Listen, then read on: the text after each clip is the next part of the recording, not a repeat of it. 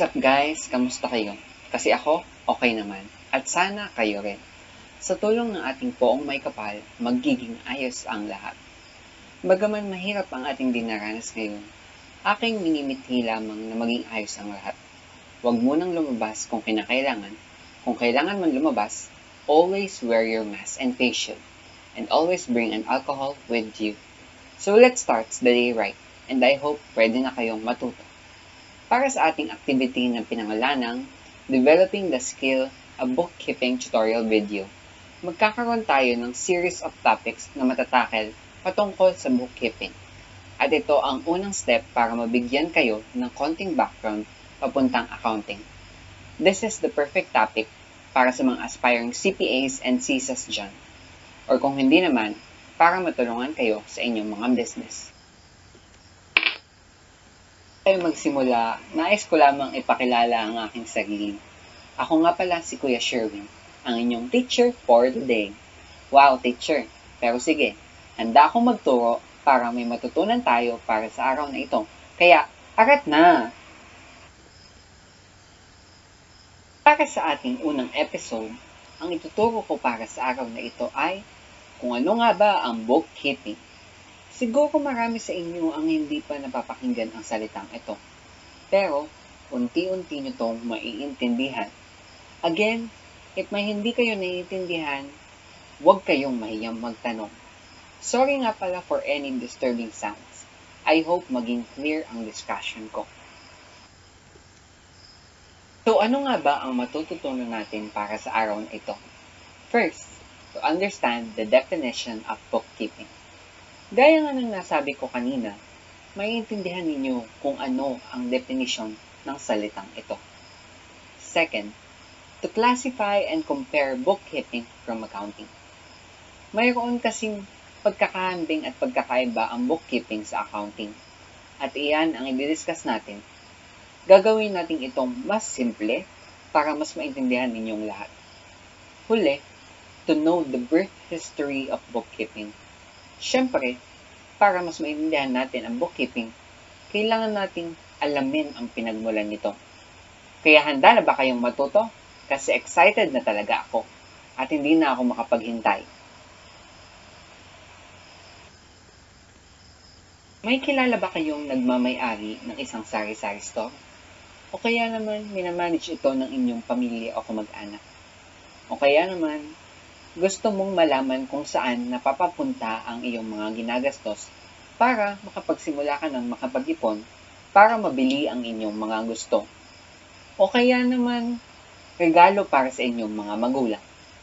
Isa yung halimbawa na pwedeng gamitin sa bookkeeping. Yung simpleng pagbili at pagbebenta ng inyong mga magulang ay parte ng tinatawag na bookkeeping. Bookkeeping is the process of keeping track of every financial transaction made by a business firm, from the opening of the firm to the closing of the firm. Kapag interesado kang mag-save ng pera, ang pinakasimpleng example nito ay kapag nililista mo ang mga binibili mo at na-save mo sa isang buong araw. Also, these financial transactions are documented through a receipt, an invoice, a purchase order, or some similar type of financial record showing that the transaction took place. Mapapansin ang mga ito sa resibo sa isang business na kinakailangang itago for safekeeping. Halimbawa, namili ako ng isang super meal sa Jollibee. Mayroong ibibigay na resibo ang cashier na katunayan na pinagbentahan niya tayo. Mahalaga sa isang business ang resibo kasi dito nila matitrace kung saan nila ginagastos ang kanilang pera. Keeping transactions can be recorded by hand or in a journal or using a spreadsheet program. Kung may makikita kayong parang madaming linya or column na notebook, isa yun sa mga ginagamit ng isang bookkeeper. Isa pa, kung makikita nyo sa PowerPoint, meron din dyang Excel. Isa yung tool na ginagamit ng bookkeeper para rin mas mapadali ang pag-process ng information para sa araw-araw na activities na nangyayari sa isang business. Bookkeepers can use either a single entry or double entry bookkeeping to record financial transactions. Ang single entry or double entry ay i-expound natin sa mga susunod na episodes. Pero, kung makikita nyo sa PowerPoint, yan ang halimbawa ng double entry bookkeeping na mas ginagamit ngayon ng mga bookkeeper or accountant at kami ring mga estudyante. Bookkeepers have to understand the firm's chart of accounts and how to use debit and credits to balance the books. Isa yan sa pinaka-importanting skill na kinakailangan nating maintindihan kasi dito papasok kung saan mo ilalagay ng account. Kunyari, sasakyan, saan ba dapat ito ilagay na account? Property, plant, and equipment? Ba? O sa isa pang account? Ang mga ito ay i-discuss rin sa mga susunod na episode. Pagdating naman sa debits and credits, masusing pag-aanalisa ang kailangan mo rito para kayang-kaya mo na yan once na mag-gets mo na ang mga ito. Di ba nga, laban lang para sa pangarap. Dumako naman tayo sa ikalawa nating i-discuss para sa araw na ito. Bookkeeping versus accounting. The work of a bookkeeper and accountant overlap as bookkeeping is part of accounting. Sa katunayan, pwede na ang accountant na lang ang gumawa ng lahat. Pero, isa rin sa magandang practice ng isang kumpanya ay magkaroon ng isang bookkeeper. Parte lamang kasi ng ginagampanan ng isang accountant ang trabaho ng isang bookkeeper. On the accounting side, ang accountants build on the information provided by the bookkeeper. Sila naman yung magtutuloy sa trabaho na ginagampanan ng isang bookkeeper. At lahat ng binigay na informasyon niya ay bibigyan analysis ni accountant. Sa meaning na, accounting is the art of recording, classifying, summarizing, and interpreting in a significant manner and in terms of money, transactions, and events, which are in part of a financial character, and interpreting the results thereof. Yung naka-highlight ang ginagampanan ng isang bookkeeper at yung hindi naman ay para sa accountant. Oh, alam ko na yan ha. Ang daming ligoy-ligoy ng meaning ng bookkeeping. Pero yung recording na yan, is isa sa napaka-importanting proseso. Isang mali lamang na pag-record ay isang factor na agad na pwedeng maka-apekto sa business. Pagdating naman sa accountant, mahalaga rin na magampanan niya ito hanggang dulo. Kasi dito, ma-analyze at ma-interpreted ng isang accountant kung ano nga ba ang nangyayari sa isang business sa pamamagitan ng financial information na binigay ni bookkeeper. Gaya nga ng nabanggit kanina, ang bookkeeping is the first step in the accounting process. And as the word suggests, bookkeeper. It is about keeping books. Sabihin niyo naman, naku, sobrang dali lang pala, itatago lang naman pala yung libro. Hindi ganun ang trabaho ng isang bookkeeper ha. Siya yung magkikip ng records na kinakailangan para sa trabaho ng isang accountant. At siguraduhin, bawal itong ipakita o ipaalam sa walang otoridad. On the accounting side, ang accountant naman, it focuses on the bigger financial picture, and perform tasks that affect the whole accounting process. May halin tulad ito sa Batangas. Ang bayan ng Lipa ang ginagampanan ng bookkeeper, samantalang ang accountant naman ay ang buong probinsya ng Batangas. Masusi ang bawat detalyeng binibigay ng bookkeeper at accountant, kaya kailangan itong magampanan ng bawat bookkeeper at accountant. Bookkeepers keep an accurate and complete record of the financial transactions of a business. Gaya nga ng nabanggit ko kanina, every resibo is important kasi isa yan sa basis ng pag-record. Dapat rin tama at kumpleto ito kasi isang walang resibo na hindi ma-record ay malaki ang epekto sa kumpanya. Babalik at babalik ka sa pinakaunang proseso. Accountants apply further analysis to the financial records kept by bookkeepers. Parang problem solving. Siyempre, hindi mawawala yung analysis part kasi doon nakadepende kung paano mo susolusyonan yung problema. Focuses on the recording of financial transactions. with less focus on the analysis of these transactions, while accounting classifies, analyze, summarize, interpret, and report on this financial information. Naku, alam ko na yung tingin na yan. Ang haba ng meaning ng accounting, ang daming classify, analyze, summarize, interpret, and report. Parang ayoko na. Pero wag ha. Importante ang ginagawa ng isang accountant. Kaya, gaya nga nung nasabi ko kanina sa meaning ng accounting, sila yung nagre-record lang. Siyempre, konting analysis kung sa debit or credit ilalagay ang accounts. Pagdating sa accounting, mas pinalalim na analysis. Parang isang kanta, ano ba yung deep meaning ng song? In short, ang bookkeeping ay unang proseso ng accounting o mas pinadaling trabaho ng isang accountant.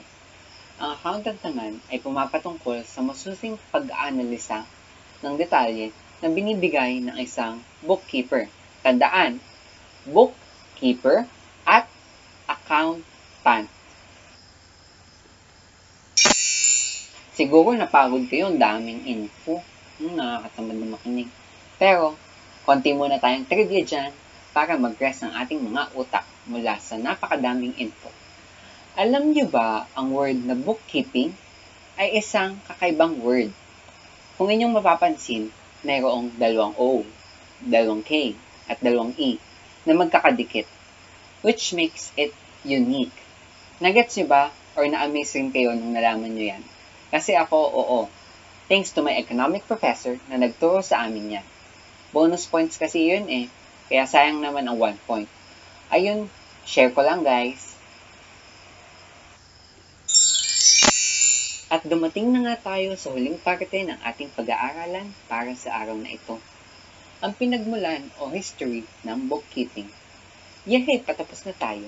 At buting makapagpahinga na ako. Charot, joke lang. Anyways, let's proceed. Bookkeeping is not a recently developed practice by the human race. Sa katunayan, sinasabing nag-exist na ito 6,000 BC pa. Diba napakatanda na nito at saka ang tagal na siyang pinapractice. Historical artifacts show that nearly every ancient civilization had same form of financial and numerical records. Kung naaalala nyo yung story sa Bible ng mga tax collectors noong panahon ni Jesus Christ, mayroon na silang bookkeeping by that time. Historians have unearthed traces of commercial contracts in the ancient ruins of great kingdoms, such as Babylon and Archives, which show systematic recording of accounts from farm produce in ancient Greece, as well as from the relatively modern Roman Empire. No doubt, tinan mo na utal-utal na nga ako. Pero anyways, ganito, simplihan na lang natin yan. Diga nga, napapractice daw siya noon pa man. Tapos, mayroong nagpatunay ng mga artifacts na napakaayos ng pag-record nila ng mga transactions or accounts noon pa man. At sa paglipas ng panahon, mas naging ayos at mas napadali ito. Kaya nga meron na tayong mga Microsoft Excel at meron na tayong mga other applications na ginagamit para mas mapadali ang trabaho ng isang bookkeeping at accountant. Tabing trivia. May nakakakilala ba sa inyo sa kanya? Kung hindi pa man, I present to you Luca Pacioli, the father of accounting and bookkeeping. Sa kanya nagsimula ang lahat ng ito. Kaya naman, kapag kailangan mo ng tulong, in Luca Pacioli, we trust. Joke lang. Siyempre, matuto tayong mag-aral ng mabuti at hindi umasa lamang kung kanino man. Let's now proceed to bookkeeping before computers. Ang mga ginagawa ng mga bookkeeper noon ay spreadsheets na handwritten, gaya ng 2 hanggang 16 column worksheet. Napakahaba, napakadaming proseso, napakakailangan. Ang sakit na ng kamay ko, pero tuloy lang tayo. Kung hindi nyo parang nakikita sa mga bookstore, ito yung mga malalawak, mga malalaking booksheet na kasing haba ng kartolina. Pero wag masyadong exaggerated kasi hindi naman super ganun talaga yung kasing haba niya. Pero kung hindi talaga ito nakikita, wag nyo natangkain kasi may hirap na experience. Pero dahil dyan, natuto akong bawal magbura at mag-ingat sa pagsulat ng mga numbers at accounts. Kasi ang hirap umulit sa simula eh. Humans also did the arithmetic. Math talaga ito. Biruin mo, kailangan sila mismo ang mag-solve ng arithmetic. Mapamental o isulat sa papel, medyo challenging. Paper ledgers were maintained by hand. Siyempre, kailangang alagaan, kaya nga bookkeeper. Gaya ng pag-aalaga mo kay nanay at tatay. O tsaka kay baby. Joke lang, bawal mo na mag-love life. Filing cabinets were the norm. Mahirap kasi na ilagay siya sa cabinet kasi baka makuha ng isang hindi otorisadong tao. Kung kinakailangan man, sa dami ng libro ay mabuting ipaalam lamang ito sa mga otoridad gaya ng isang accountant. Other side, bookkeeping with computers. Sa panahong ito, mas madali na kasi type na lang tayo ng information sa computer. Technological innovations such as applications employed by the best accounting firms in the Philippines have increased the pace of bookkeeping and made it more demanding. Ang mga kilalang firms sa Pilipinas ay PwC at SGV. At i-search nyo na sa Google kung may gusto pa kayong malaman ng ibang accounting firms. At ito ang mga pinapangarap na makapagtrabaho ng mga karamihang accountants or analysis dyan. So, kung pinapangarap nyo, isa yan sa mga magagandang experience na matututunan nyo dyan sa PwC at SGB. At marami din naman mga accounting firms na talagang matututunan nyo ang iba't ibang pag-record ng accounts, gaya ng bookkeeper at accountants. Kita naman tayo sa mas updated or mas modern na technology, ang cloud bookkeeping in modern businesses. Siyempre, sa paglipas ng panahon, padami ng padami ang softwares or applications na nag-e-emerge para mapadali ang mga trabaho natin. Bookkeeping software has also become more sophisticated and able to handle complex tasks. Also, simplified their traditional bookkeeping profession, yung plus at minus na ginagawa mo through mental or calculator ay nakaprogram na sa computer. Kaya maganda na ngayon ay magtrabaho bilang bookkeeper kasi mas napapadali or bilang isang accountant. Bigyan ko lang kayo ng konting information sa protocols at guidelines na kinakailangang sundin. Diba sa classroom o sa school, syempre, may batas tayong kailangang sundin. Ang mga batas na kailangang sundin ng isang accountant or bookkeeper ay Philippine Financial Reporting Standards at Philippine Accounting Standards, o mas kilala bilang PFRS at PAS. Dito nakabase ang ilan sa mga ginagawang pag-record at pag-analyze ng isang accountant or bookkeeper. Always know PFRS at PAS. Tatapos na ang unang episode ng ating bookkeeping tutorial video. Mahirap ang magpaalam pero kinakailangan natin ito para mas maging matapang. Tandaan, if you ever feel unworthy, never forget that you are more than enough and you are wonderfully made by God. Again, thank you and God bless. Keep safe, guys!